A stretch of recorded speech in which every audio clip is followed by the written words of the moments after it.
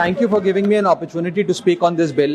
Sir 22 lakh बच्चे, रोज 18 घंटे की मेहनत, एक 3 घंटे का एग्जाम, लेकिन एक कैमरा फोन, व्हाट्सएप पर एक मैसेज, टेलीग्राम पर एक पीडीएफ, रात 2 बजे पेपर लीक, सब खत्म, स्टूडेंट की सारी मेहनत बर्बाद.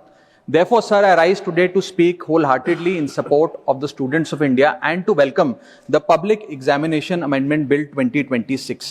सर, पेपर लीक जैसी सीरियस बीमारी का परमानेंट इलाज करना होगा. जैसे कैंसर का इलाज क्रोसिन खिलाकर नहीं किया जा सकता, ठीक वैसे ही पेपर लीक जैसी प्रॉब्लम का इलाज मीडिया साउंड बाइट से नहीं बल्कि इंस्टीट्यूशनल सॉल्यूशन से होगा, जो आज हमारी सरकार इस बिल के माध्यम से करने जा रही है by introducing India's first ever anti paper leak framework. सबसे पहले मैं नीट के स्टूडेंट्स को कुछ कहना चाहूंगा. आपका गुस्सा जस्टिफाइड है, आपकी पेन रियल है, और आपको एग्जामिनेशन सिस्टम से जो कंप्लेंट है वो कंप्लेंट भी जेन्युइन है. Your voice matters. और जब आपने अपनी चिंता व्यक्त करी, अपना दर्द बताया, when you demanded, the honorable prime minister heard that demand, not just as a prime minister but also as a guardian, परिवार के मुखिया की तरह उस बात को सुना. Students demanded, government acted, historic decisions taken, systems changed.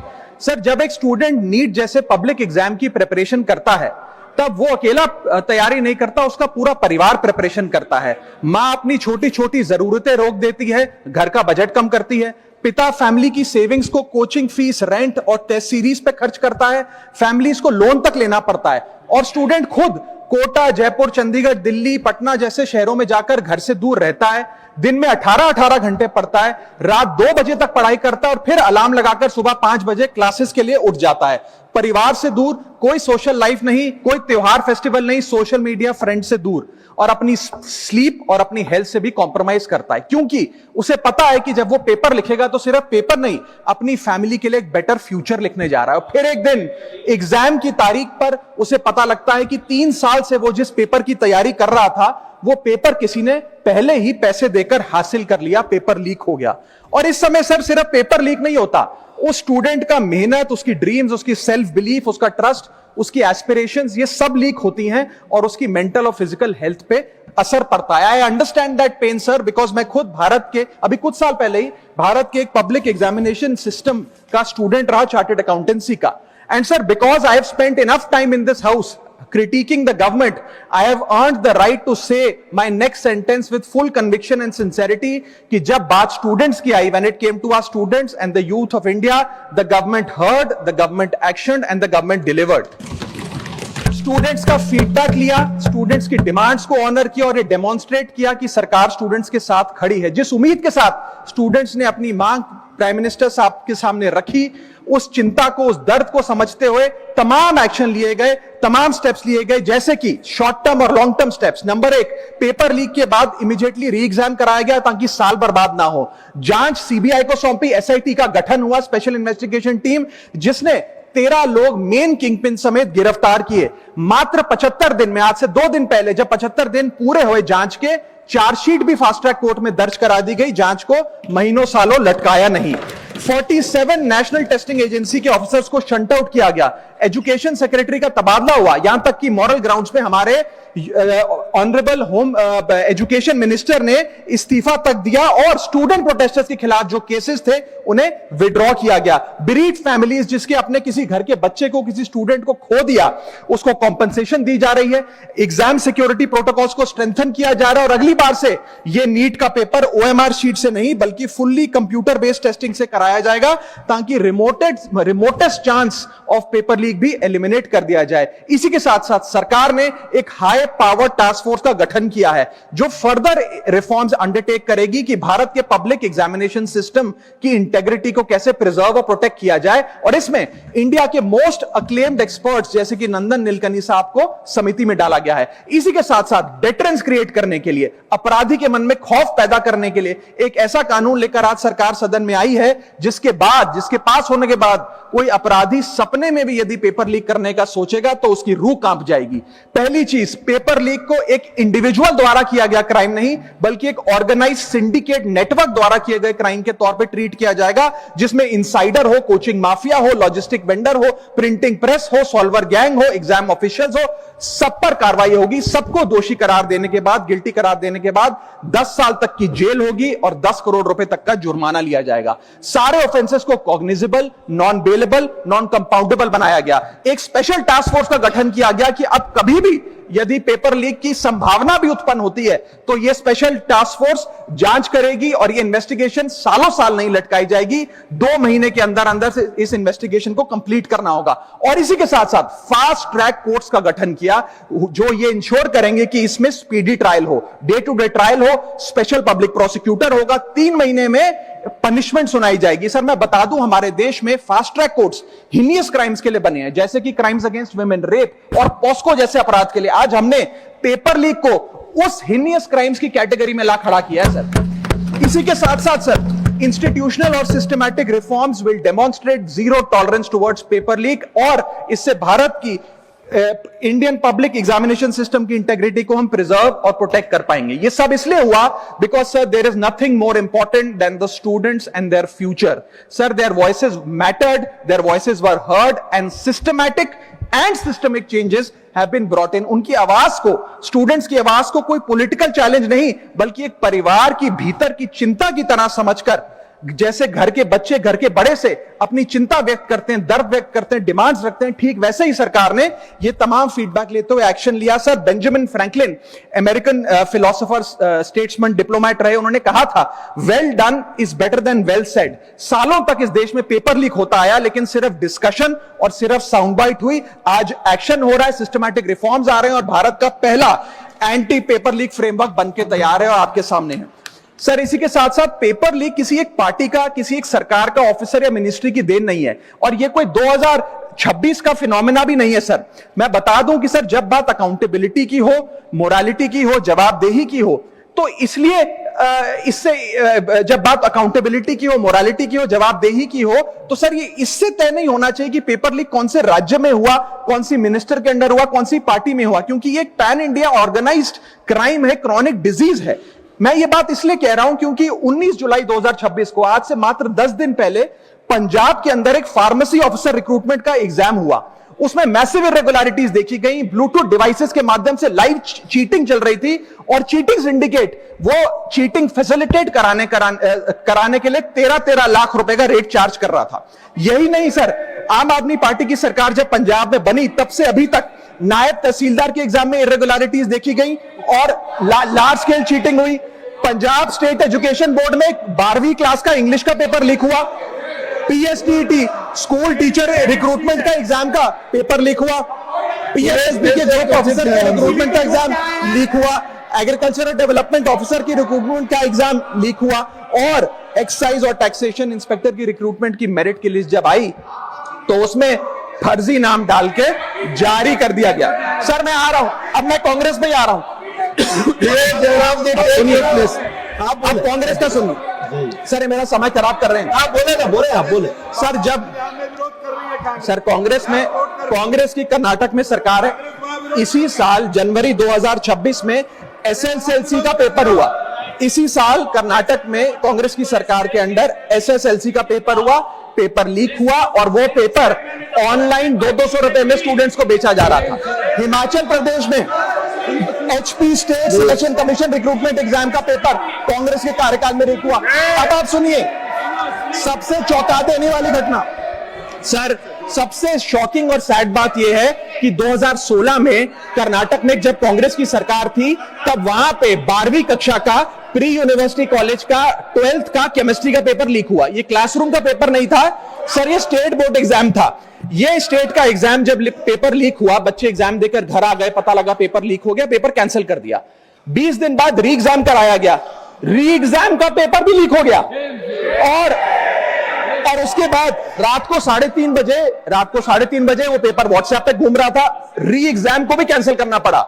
इसके बाद जब जांच हुई, स्टेट सीआईडी ने जांच करी तो 3 लोगों को अरेस्ट किया, जिसमें कर्नाटक सरकार के मेडिकल एजुकेशन मिनिस्टर डॉक्टर शरण पाटिल का पीए खुद शामिल था।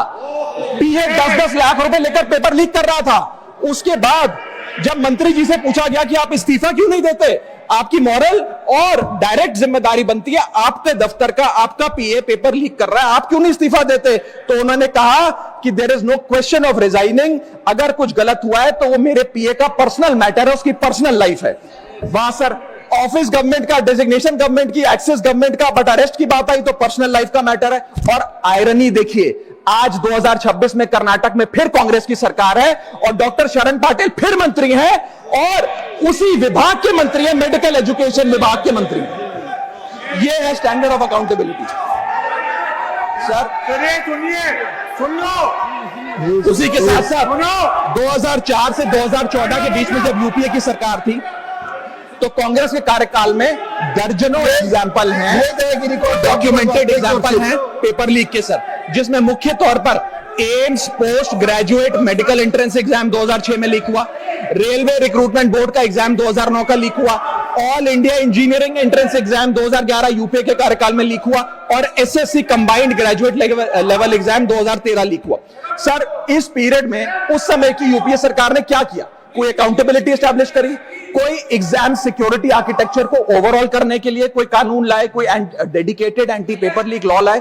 कुछ नहीं लाए। सर मैं एक बात कहना चाहता हूं, सर पॉलिटिकल मेमोरी सिलेक्टिव हो सकती है, पब्लिक रिकॉर्ड सिलेक्टिव नहीं हो सकता। अगर नेशनल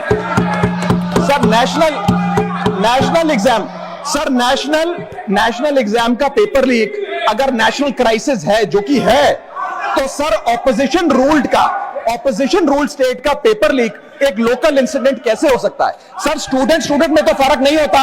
अगर नीट के स्टूडेंट्स का पेन जेन्युइन है, जो कि जेन्युइन है, तो सर पंजाब के फार्मेसी एग्जाम के स्टूडेंट्स का और कर्नाटक के एसएलसी एग्जाम के स्टूडेंट्स का पेन भी जेन्युइन है। स्टूडेंट का पेन पार्टी देखकर चेंज नहीं होता और ठीक उसी तरह रिफॉर्म और अकाउंटेबिलिटी भी पार्टी देखकर चेंज नहीं हो सकती। अब स्टूडेंट्स के बारे में कुछ कहना चाहता हूं। सर देयर वॉइस मैटर्स, उनकी मांगे जायज हैं।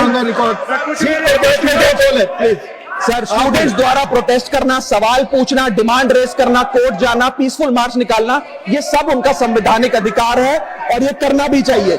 लेकिन सर स्टूडेंट का प्रोटेस्ट स्टूडेंट का रहे, किसी पॉलिटिकल पार्टी की रैली ना बन जाए, वे अपना माइक किसी को आउटसोर्स ना करे, क्योंकि सर स्टूडेंट की लड़ाई तो एग्जाम सिस्टम को सिक्योर बनाने की है, नेताओं की लड़ाई अपनी सोशल मीडिया रीच बढ़ाने की है। सर जब पॉलिटिकल लीडर्स प्रोटेस्ट के टाइम पर बैरिकेड के आगे स्टूडेंट को भेज खुद कैमरे की सेफ साइड पे रहें, तो उनसे पूछिए कि रिस्क मेरा और रील तुम्हारी, ये पार्टनरशिप कैसी? सर स्टूडेंट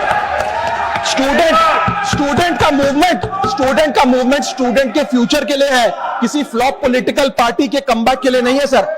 और जो पॉलिटिकल पार्टी के अपने खुद के फ्यूचर का आता पता नहीं, वो स्टूडेंट के फ्यूचर की क्या लड़ाई लड़ेगी? सर स्टूडेंट्स को जस्टिस चाहिए, पॉलिटिकल पार्टी को फुटेज। स्टूडेंट को एग्जाम सिक्योर करना है, पॉलिटिकल पार्टी को वायरल क्लिप।